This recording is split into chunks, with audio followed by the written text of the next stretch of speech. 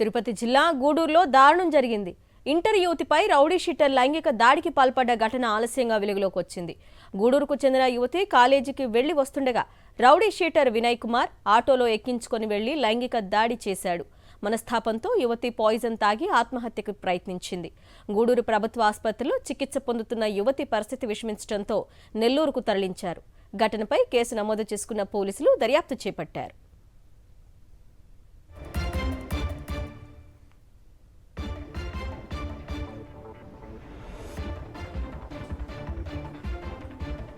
తిరుపతి జిల్లా గూడూరులో దారుణం జరిగింది. ఇంటర్ యువతిపై రౌడీ షీటర్ లైంగిక దాడికి పాల్పడ్డ ఘటన ఆలస్యంగా వెలుగులోకి వచ్చింది.